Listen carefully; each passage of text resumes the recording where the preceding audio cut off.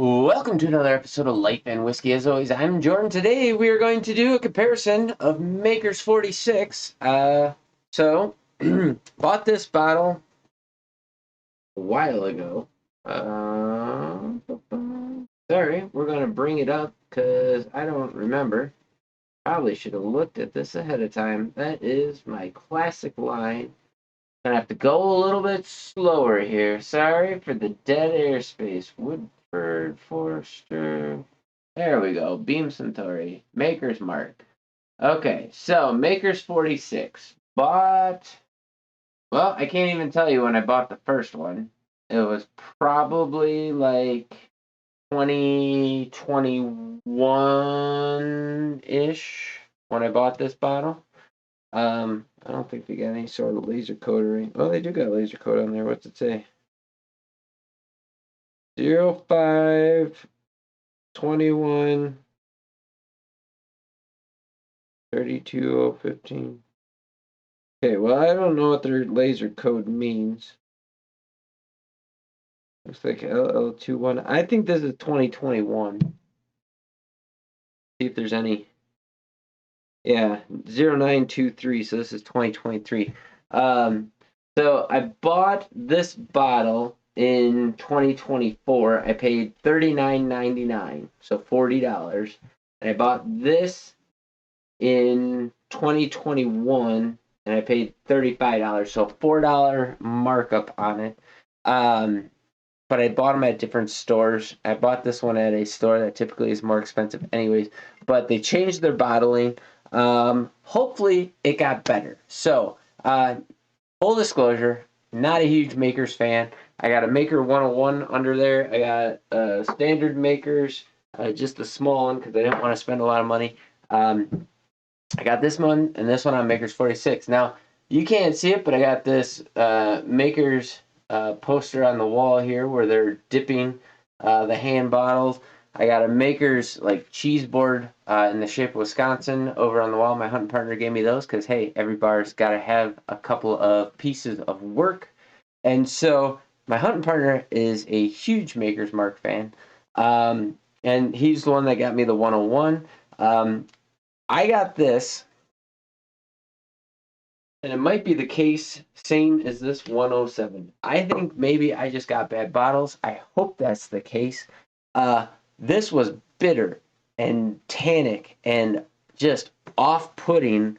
And after everybody raved about it, now French oak staves tend to have a more tannic, bitter impact on things.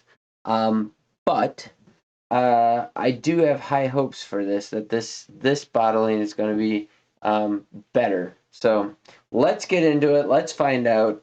I think I just have gotten some bad bottlings of stuff. And the very first time that I tried this was at a restaurant here in town. And I made the mistake of ordering it, and the bottle was down to like this much. And so I think it has saponified a little bit. It had that soapy note in there. It was not good. So then I bought this bottle because I was like, I got to give it a fair shake and find out just, how well it's doing here. Screw cap. Okay, they went to a screw cap. That might be good. I don't know. We'll find out. Again, got a neck pour. I don't know. 10 virgin French oak staves. So this is ringing in at 47%, or 94 proof on both of these. Color. Again, it's hard to tell with the different bottle shapes and stuff, but the new one looks darker. That has kind of been the case for all of the bottlings that I've been looking at. So, did I mention what I paid for this? $39.99 and $35.29. So $4 difference. So on the nose, okay, this has a funk to it that everyone kind of has this watermelon rind funk. I don't really want to get a new glass out at this point, but I really stick my nose, everybody talks about like cherry and all this. I never get cherry out of Maker's Mark. I get wood ash. I'm starting to get a fruit. I guess you'd call it cherry, maybe cherry blossom, but it's a fruit cherry, not a candy cherry at all. More oak impact. Like the wood ash is like kind of wafting up, like that French oak, I think, is what's impacting, like an oak ashness to it. There's a little bit of brown sugar in there. See what the new one is. Got a little bit of graham cracker in the old one. Okay, on the nose profiles are almost identical. So we'll see how that goes. So we'll start with the old one first, the 2021. See what we get. I don't know if it's because I've already had 7 other whiskeys or whatever. That's the best that has ever tasted for me. That was smooth and easy to drink, and I know everybody hates the word smooth. It was rich and creamy and buttery. It was very sweet, and simple, which is what you expect from a wheated bourbon, right? Like those are the things that you want from a wheated bourbon. I got pretty much 0 bitterness, which I almost always get from this. I got a little bit of oak impact on the finish, and like, get a little bit of the cherry. This is stupid how different this is drinking. Like, if I just pick this bottle up and take a swig of it and try it, like, invariably, every single time, I'd be like, all right, nope, still not good, putting it back. But right now, that's every bit as good of a bourbon as you could want.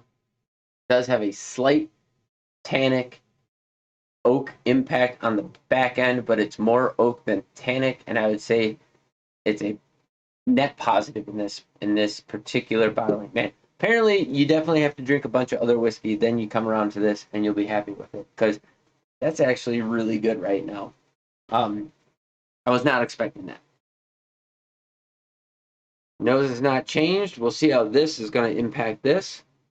This is the 2023? 2023 bottle. Okay. Now I'm a little bit confused. Well, not confused. So this was really watery thin up front. There was hardly anything going on. Then it got into the most light honey you've ever had and light caramel syrup. But then the oak impact came, and it started to go tannic, but it stopped just short of bitterness, and settled on a really nice oak. And now in the lingering after finish, it's like there's a sugary, confectioner sugar sweetness, mixed with a little bit of graham cracker in there. It's really, really pleasant. There's more going on than I had given it credit for. So far, this is winning, but kind of next to each other. We'll go back to this one real quick. I don't think that the flavor drift is really all that big here. Sweet. There is a little bit more bitter in this one. Buttery, sweet. So there's more of a bitter tannic note out of the old bottling than the new one, but the new one has it too, just not as much. Okay.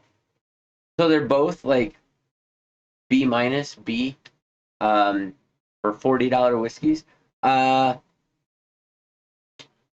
If you want to step up from the standard Maker's Mark that has, it's not overly priced, but you gotta like that oak impact. That French oak is really bringing a heavy oak note on the finish. The flavor drift, even 4 years apart, 3 years apart, whatever, not a whole lot. These are very, very similar. They're somewhere around 10% difference, if that. 5 to 10%, they're very similar. I'm not sure I could pick them out if I blinded them. Yeah, I would say definitely check them out, maybe, if you're a fan of that kind of stuff. I think the one negative is you took a wheated bourbon, which hits softly, and you added a little bit of in your face with that French oak, which brings that bitterness, that tannic oak impact. Um, I will admit, I have not tried any of the newer offerings. I know kind of like Jack Daniels is going out and doing all kinds of stuff. Jim Beam's been doing all kinds of stuff. Maker's Mark is starting to do a bunch of stuff. I've not tried anything outside of their normal offerings. I literally only have the 101, the 46, and the standard. I've heard good things about the cast strength, but just because I had previously been not a proponent of this 46, I was like, yeah, I'm definitely not going to cough up the money to try a cast strength or something like that, thinking that I'm not really a big Maker's Mark fan. But this is maybe changing my opinion. Those are pretty good. And go ahead and drop down in the comments down below what your experience with that is. Kind of how many bottles have you bought? What are the kind of age ranges? What do you think about it? Am I wrong? I could definitely be wrong about this. But for now, this is what I'm experiencing. This went way better than I thought I was going to. From time to time, I come down here, grab this bottle, take a crack off of it, and I just have never really enjoyed it. So it's kind of like one of those bottles that I'm just kind of drinking to get rid of. But maybe this might be like a nightcap kind of a thing where I need to have a couple other whiskeys before I have this one. I'll have to think about that one a little bit. But go ahead, drop in the comments down below. What can you find a bottle for in your area? What your experiences are? And anything else you feel like sharing. You guys have yourselves a great day. I think we're going to call that a wrap. And then next time, we'll hit the high proofers here. We'll start with the E.H. Taylor. We'll go to the Weller 107, and we'll end on the Stags. And we'll call that good. So you guys have yourselves a great day. We'll catch you in the next video. Until then, take care.